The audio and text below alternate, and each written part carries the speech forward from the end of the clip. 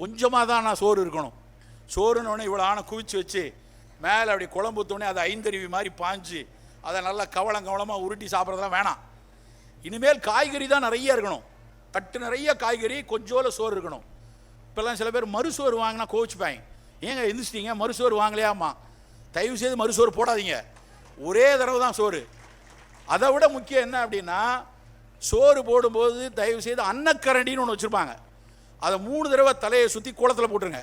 ஏன் வேண்டாம், எனக்கு இந்த அன்னக்கரண்டியை பார்க்கும் போதெல்லாம் வந்து ஒரு பொக்லைன் எந்திர மாதிரியே தெரியும். பாளமாக சோறை வெட்டி வைக்கிறது அப்படி வேண்டாம். இனிமேல் உங்கள் வீட்டில் சோறு பரிமாறுவதற்கு ஸ்பூன் பயன்படுத்துங்க, அவ்வளோதான் எடுக்கணும்.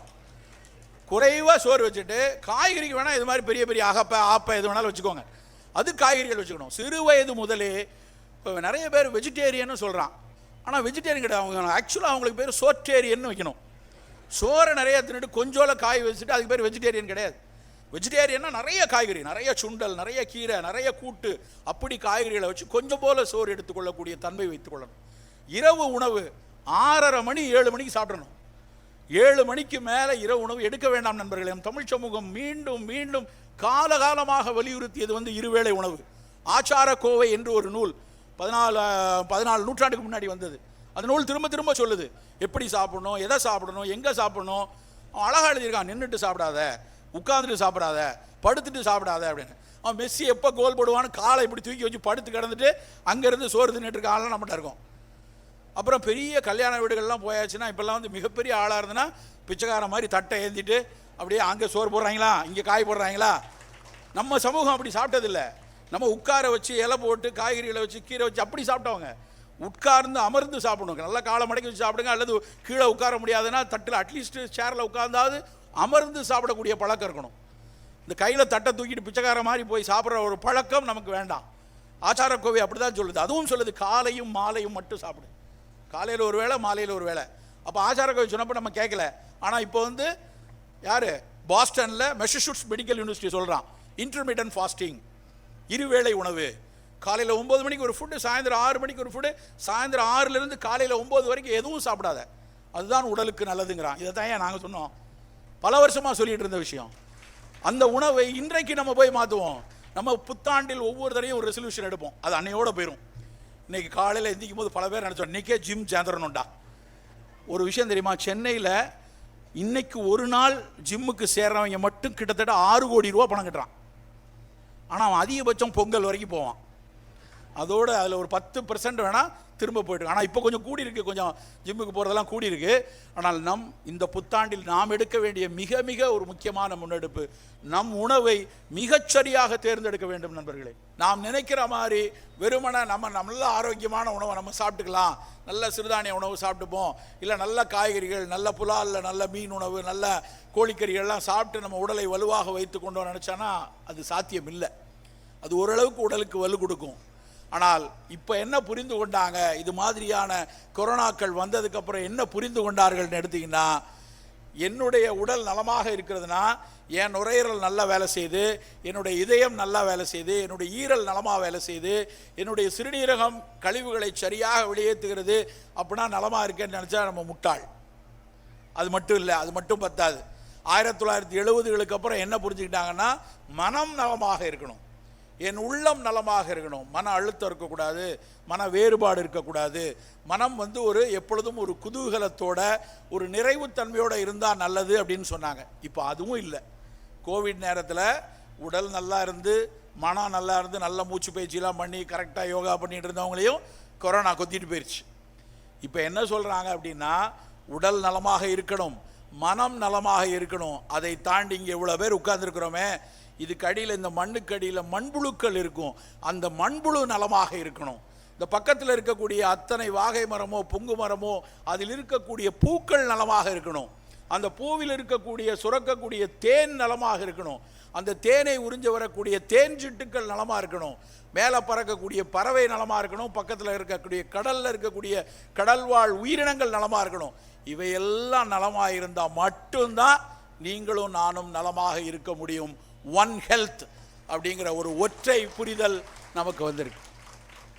அப்படியானால் இனிமேல் வரக்கூடிய அடுத்த சமுதாயத்திற்கு நாம் எடுத்து சொல்ல வேண்டிய விஷயம், உடல் நலம் என்பது உன்னை மற்றும் என்னை மற்றும் நம்முடைய உடலை மற்றும் ஓம்பக்கூடிய விஷயம் கிடையாது. அதை தாண்டி ஒவ்வொரு விஷயத்திலையும் இந்த சூழலுக்கு இசைவான ஒரு விஷயத்தை கொண்டு போகணும். அடிப்படையில் மன உறுதி ரொம்ப முக்கியம்.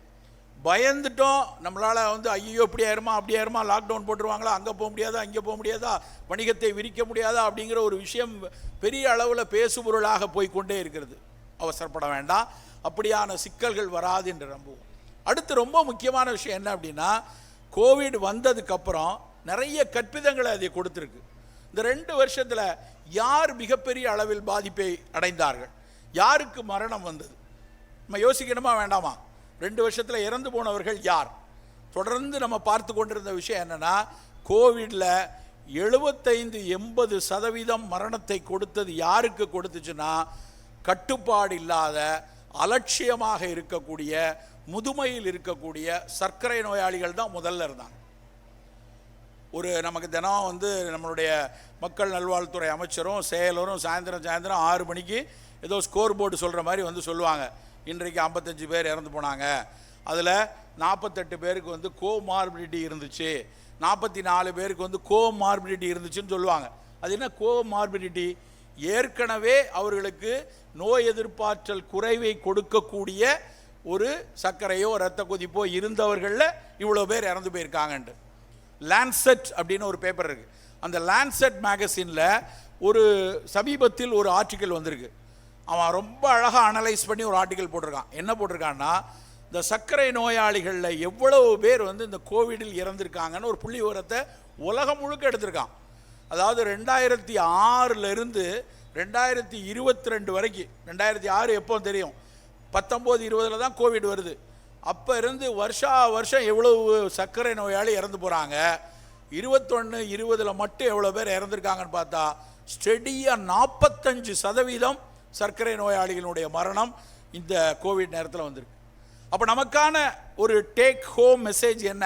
இங்கேருந்து நம்ம வெளியே போகும்போது எடுத்து செல்ல வேண்டிய செய்தி என்னென்னா, கோவிட் வருது வரல, ஒருவேளை வந்தால் இங்கே இருக்கிறதுல என்னால் உறுதியாக சொல்ல முடியும் 15% பேருக்கு சர்க்கரை நோய் உறுதியாக இருக்கும். ஏன்னா தமிழ்நாட்டு புள்ளிவரம் அதுதான். 8 கோடி மக்களில் 1 கோடி மக்களுக்கு ஐஜிடி அப்படின்னா இம்பேர்டு குளுக்கோஸ் டாலரன்ஸ் சொல்லுவாங்க. ஒரு ஆரம்ப கட்ட சர்க்கரை நிலையிலிருந்து ஆரம்பித்து ஒரு முற்றிய சர்க்கரை வியாதி வரைக்கும் இருக்கிறவங்க 1 கோடி பேர் இருக்காங்க. 8 கோடி பேர் வச்சுக்கிட்டோன்னா 1 கோடி பேர் இருக்காங்க. அதில் ரொம்ப முக்கியமான விஷயம் என்ன அப்படின்னா, வெறும் 10-11% மக்கள் தான் கட்டுப்பாட்டில் வச்சுருக்கான். சர்க்கரை நோய் இருக்குது, ஆனால் எனக்கு HbA1c 6.5 இருக்குது சார், 6க்கு மேலே போகிறதில்ல சார், ஃபாஸ்டிங் எப்போவுமே 110 தான் வச்சுருக்கேன் அப்படின்னு சொல்கிறவங்க வெறும் 10% தான். மீதி எல்லாரும் என்ன சொல்கிறாங்கன்னா, இன்றைக்கி நியூ இயர் சார், இன்றைக்கி சக்கரை பொங்கல் சாப்பிட்லன்னா எப்படி, இன்றைக்கி மைசூர் பாவை கொடுத்துட்டாங்க சார், நான் எப்படி வேண்டான்னு சொல்கிறது, வந்த இடத்துல காஃபியில் சுகர் போட்டு கொடுத்துட்டாங்க, நான் எப்படி வேண்டான்னு சொல்கிறது, இப்படி ஏதோ ஒரு காரணத்தை சொல்லி சொல்லி சொல்லி சொல்லி சர்க்கரையை கட்டுப்பாடு இல்லாமல் வச்சுருக்காங்க. இன்னும் சில பேர் கொஞ்சம் பேர் இருக்கான் பயங்கரமான அறிவாளி, அந்த கான்ஸ்பிரசி மைண்ட் இருக்காங்க, சர்க்கரைன்னு ஒரு வியாதியே கிடையாது, இதெல்லாம் கிளப்பி விட்டுட்டுருக்காங்க, எல்லாவனும் சேர்ந்து நம்பரை மாற்றி மாற்றி சொல்லிவிட்டு மருந்து விற்கிறதுக்காக சர்க்கரை வியாதியை உருவாக்கிட்டு இருக்காங்கன்னு. தயவுசெய்து அவர்கள்லாம் ஒரு வேன் பிடிச்சி சர்க்கரை ஆஸ்பத்திரியை போய் பார்த்தாங்கன்னா அங்கே நடக்கக்கூடிய சிக்கல்களை தெரியும். ஏன் இதை ரொம்ப வலியுறுத்தி சொல்கிறேன் அப்படின்னா, அலட்சியம் இருக்கக்கூடாது. எந்த ஒரு மருத்துவனாலும் எடுத்துக்கோங்க, சித்த மருத்துவமோ ஆயுர்வேதமோ நவீன மருத்துவமோ இல்லை வேறு மரபு மருத்துவ சிகிச்சைகள் எது வேணாலும் எடுத்துக்கொள்ளலாம், ஆனால் நோயை கட்டுப்பாட்டில் வைத்திருக்கணும். சரி, நோயை எப்படி கட்டுப்பாட்டில் வச்சுருக்குது? ஏன் நான் சொல்கிறேன்னா, 10% தான் கட்டுப்பாட்டில் வச்சுருக்காங்கன்னா, கிட்டத்தட்ட 90 லட்சம் பேர் கட்டுப்பாடு இல்லாத சர்க்கரையோடு தமிழ்நாட்டில் உலாவிக்கிட்டு இருக்காங்க. சரி, இந்த 90 லட்சம் பேரில் மருத்துவ அறிவியல் என்ன சொல்லுது அப்படின்னா, 30%, அந்த 90 லட்சத்தில் 30% பேர், அப்போ எவ்வளோ கணக்கு, 30 லட்சம் பேருக்கு தங்களுடைய ஆயுட்காலத்தில், இப்போ தமிழ்நாட்டினுடைய ஒரு சராசரி ஆயுட்காலம் 75 வயசு, 72 73 வயசு வரைக்கும் இருக்கலாம். ஸோ தங்களுடைய ஆயுட்காலத்தில் ஏதாவது ஒரு மாரடைப்போ புற்றுநோயினுடைய ஒரு தாக்கமோ இல்லை என்றால் சிறுநீரக செயலிழப்போ கண்டிப்பாக வரும் என்று அறிவியல் சொல்லுது. அப்போ 30 லட்சம் பேருக்கு நோய் வரும் என்கிற ஒரு தன்மையோடு தான் அவ்வளோ பேரும் நம்ம இருந்துகிட்ருக்கோம். 1-2 இல்லைங்க, 30 லட்சம். அப்போ நமக்கு முன்னால் இருக்கக்கூடிய மிகப்பெரிய பொறுப்புணர்வு என்ன அப்படின்னா, இந்த நோயை கட்டுப்பாட்டில் வைத்திருப்பது. எனக்கு லேசாக சர்க்கரை கூடுற மாதிரி இருக்கா, என்னுடைய சர்க்கரை கட்டுப்பாடை விட்டு விலகி இருக்கிறதா, நான் எப்படி அதை சரி செய்து கொள்வது அப்படிங்கிற புரிதல் நமக்குள்ளே இருக்கணும். இது முதல் விஷயம். 2வது விஷயம், நிறைய குட்டி குட்டி பிள்ளைங்க நம்மளை சுற்றி இருப்பாங்க. உங்களுடைய குழந்தைகள், உங்களுடைய சகோதரர்கள், சகோதரிகள், சின்ன பிள்ளைங்க. அடுத்த தலைமுறையை ரொம்ப ரொம்ப பாதுகாப்பாக பார்த்து கொள்ளணும். ஏன்னா இன்றைக்கி நாங்கள் படிக்கிற காலத்தில் சர்க்கரை வியாதினா 60 வயசுக்கு மேலே வரும்னு இருந்துச்சு. இன்றைக்கி சர்க்கரை வியாதி சராசரியாக யாருக்கு வருதுன்னா 35 வயசு 30 வயசில் இருக்கிறவங்களுக்கு. இனி வரக்கூடிய அடுத்த தலைமுறைக்கு 25 வயசு 20 வயசில் சர்க்கரை நோயாளிகள் பெரிய அளவில் கூடுவாங்க. 25 வயசில் இப்போ நமக்கு ஒருத்தருக்கு 45 வயசு 50 வயசில் சர்க்கரை வியாதி இருக்குன்னா, நம்ம பிள்ளை இன்றைக்கி 18 வயசு 19 வயசில் இருக்குன்னா, அவன் 25 வயதில் சர்க்கரை நோயாளி வருவதற்கான சாத்தியம் 50% மேலே. அப்போ அவர்களை இந்த நோய்க்குள் வராமல் பார்த்துக்கொள்ளணும். நம்முடைய சர்க்கரையை கட்டுப்பாட்டில் வைக்கணும். நம்முடைய அடுத்த தலைமுறை இந்த நோய்க்குள் வராமல் இருக்கணும். என்ன செய்யலாம்?